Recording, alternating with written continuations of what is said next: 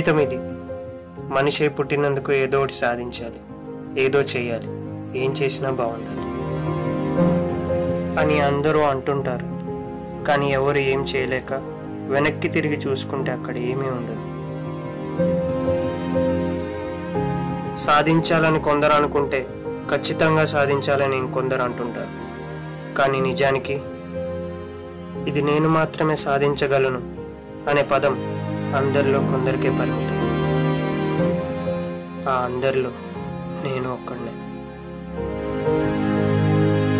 కనీసం జీవితం అంతా నా కోసం, నాతోనే జీవితం అనుకుంటున్న నా తల్లిదండ్రులకి కనీస అవసరాలు కూడా సహాయపడలేకపోతున్నాను.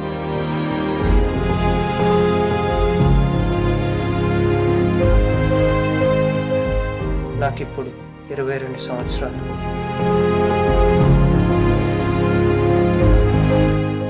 నా వయసులో ఉన్నప్పుడు నాన్న తన స్థాయికి మించి కష్టపడేవారని అమ్మ చెప్తున్నప్పుడు గర్వంగా ఉన్నాను. మనసులో మాత్రం బాధగా ఉండేది. ఎందుకంటే ఆ రోజుల్లో నాన్నగారు ఇంత కష్టపడి నన్ను మా అక్కని పెంచి పెద్ద చదువులు చదివించి ఇంతటి వాళ్ళని చేసి ఈ స్థాయిలో ఉంచిన నా చదువు మాత్రం ఎందుకు పనికి రాకుండా పోయింది. ఇంతకీ నేను ఇక్కడ ఎందుకు కూర్చున్నానో మీకు తెలియదు కదా. నేను ఒక ఫెయిలియర్ అనగానే అందరికీ మొదటగా గుర్తొచ్చేది అదే. అందరికీ తెలుసు, అవును, అందరి జీవితంలో లవ్ ఉంటుంది, అది నాకు కూడా సొంతమే. కానీ కొన్ని కారణాల వల్ల నా లవ్ ఇంకొకరికి సొంతం అవ్వబోతుంది. ఎందుకంటే చెప్పలేను. అది కేవలం నా జీవితంలో ఒక తీయని జ్ఞాపకం, ఒక అనుభూతి మాత్రమే.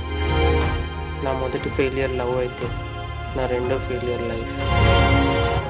లవ్లో కానీ లైఫ్లో కానీ ఫెయిల్ అయితే చాలామంది చావాలనుకుంటారు. అందులో నేను ఒక్కడిని. అవును, నేను చేయబోయేది అదే.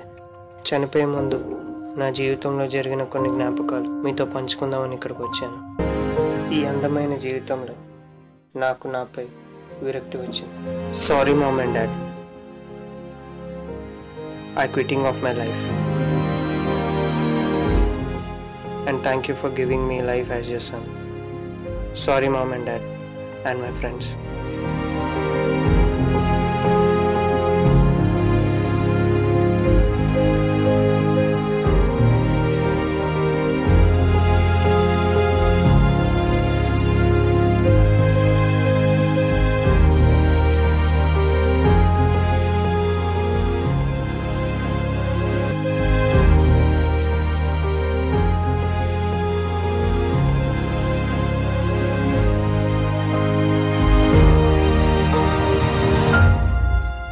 నాన్న, ఒరే నాన్న, జీవితంలో ఎప్పుడైనా ఎలాగైనా ఎక్కడైనా కూడా నీవు నీ జీవితాన్ని ముగించుకోవాలని అనుకోకు.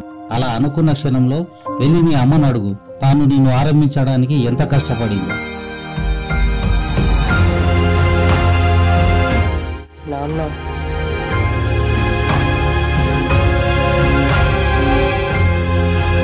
ఒక్క నిమిషం ఆగండి. అసలు నేను ఎందుకు చావాలి? ఎందుకు చావాలనుకుంటున్నాను? ఎందుకు చావాలి అసలు? అనుక్షణం నా వెనకాలే ఉండి నడిపించే నా నాన్న, నేనే జీవితం అని బతుకుతున్నే అమ్మ, నా మీదే ఆశలు పెట్టుకొని బతుకుతున్న మా అమ్మ నాన్నల వల్ల నేను ఎక్కడ వెళ్ళాలి?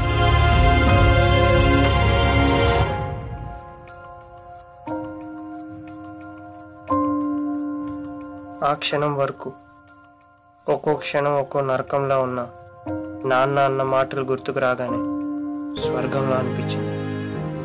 ఈ క్షణం నుంచి నేను అనబడే ఈ భరత్ నా జీవితంలో జరిగే ప్రతి ఒక్క సంఘటనకి ఎలాంటి పరిస్థితుల్లోనైనా తల్లిదండ్రులకు అన్యాయం చేయనని ఈ క్షణం నేను ప్రమాణం చేస్తున్నాను. ఇంతటితో ఇలాంటి తప్పుడు ఆలోచనలకి అవకాశం ఇవ్వనని నేను క్విట్ అవుతున్నాను.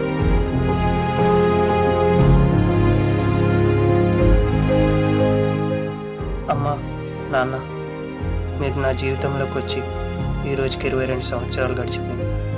ఈ క్షణం నుంచి మీకోసమే జీవితం. Happy anniversary mom and dad.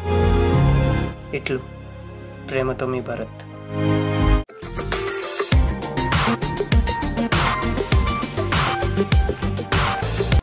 Hello, yeah Bharath speaking. Yeah ma'am, thank you. I will attend tomorrow.